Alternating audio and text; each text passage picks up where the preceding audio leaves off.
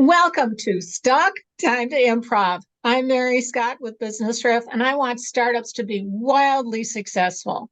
One thing you have to do to be successful is be visible. So today we're going to be talking about personal branding with a very special guest, Paige Arnof-Fenn from Mavens and Moguls. Thanks for coming, Paige. Thanks for having me, Mary. I'm excited to chat today. This is good. Let's talk about branding because as a startup, until people know you, you are your brand. So, what are the sorts of things that people need to think about here? So I think one of the biggest misconceptions that a lot of small business owners have is they don't think of themselves as a brand. They say, you know what, I'm not George Clooney or Beyonce or LeBron James or Taylor Swift. I'm not really famous. I'm not a brand. But I couldn't disagree more.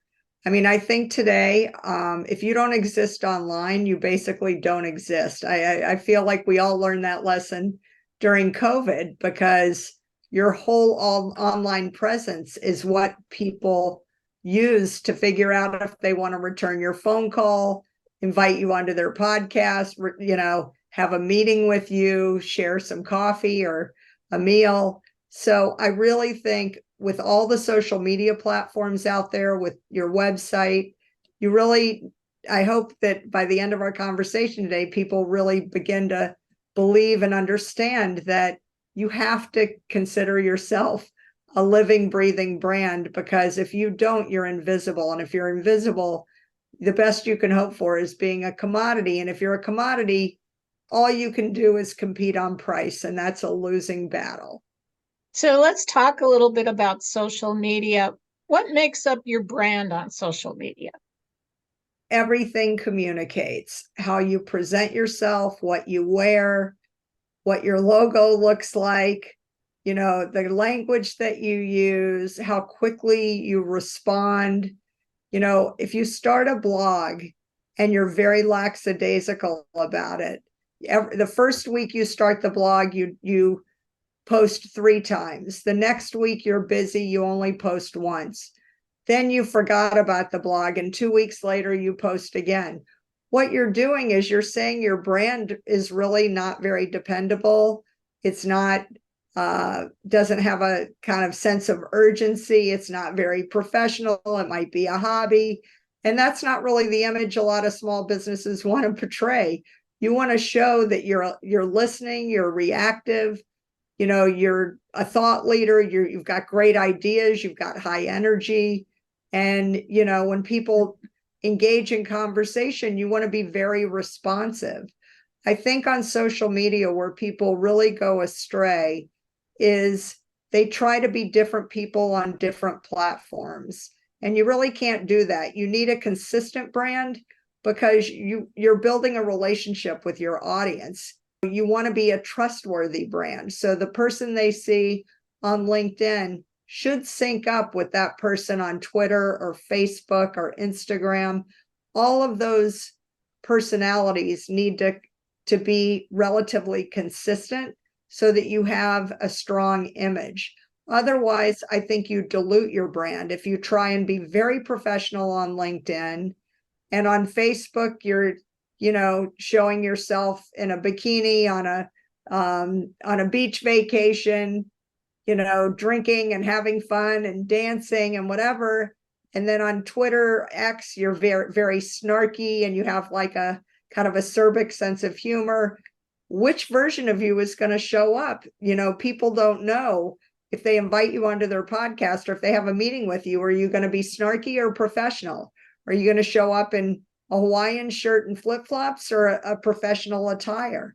So I think you really have to not only be deliberate and intentional about the brand you're building, but you've got to make sure it all ties together.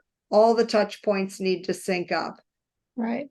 And speaking of image, that headshot needs to be a professionally photographed headshot, and you need to use the same one across platforms, particularly Great for point. business.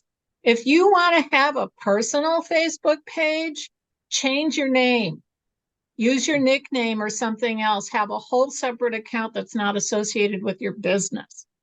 because business is business. And when you're just getting started, you want to have a good impression across all platforms, right? Absolutely. And you get one chance to make a great first impression. If you don't make a good first impression, it's going to take a lot of time and some money to kind of backtrack and tell people, oh, no, no, no, you saw me when I ran into you at the grocery store.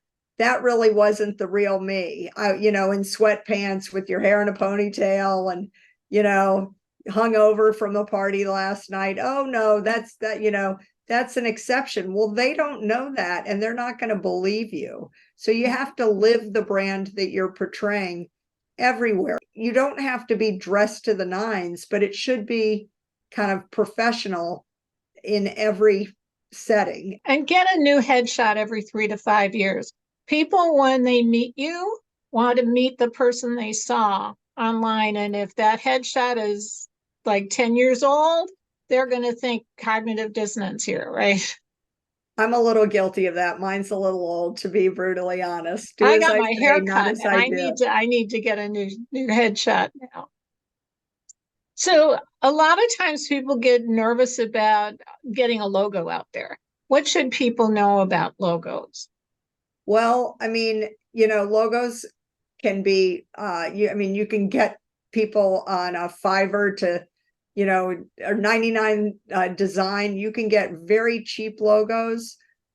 Cheap doesn't mean they're not professional, but I would say unless you happen to have a good design sensibility, I do think it's better to hire someone to come up with a logo that has a professional image, but you don't have to spend a ton of money.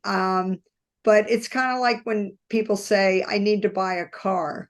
You can buy a Kia, a Toyota, a Lexus, a Rolls Royce.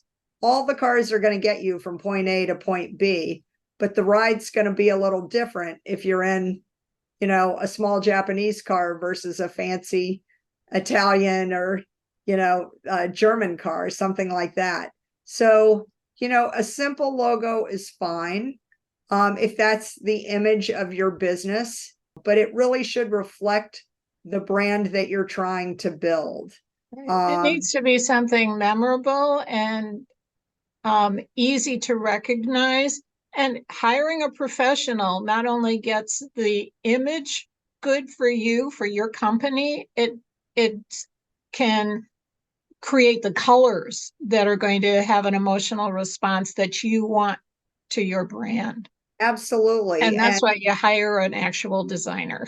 Right. And you get a color palette, and then you can link that to everything, your stationery, your business cards, your website, your PowerPoint presentation. Do you want a tagline? Do you want a signature at the bottom of your email? All of those things communicate that I'm a professional. I care about this business. It's all part of your image. If you're charging for your service or your product, you want to show that you're worth the price. And again, you can be a brand or you can be a commodity. Commodities compete on price. Brands deserve a premium because they're brands. You're getting something branded to solve your problem. It's a product or a service that has it's higher up the food chain. It's got a lot of very good qualities associated with that brand, and you will benefit from that, not just financially, but your image and having everything tie together is a great reflection on you and your business. Excellent information. Thank you so much, Paige Arnof-Fenn from Mavens and Moguls.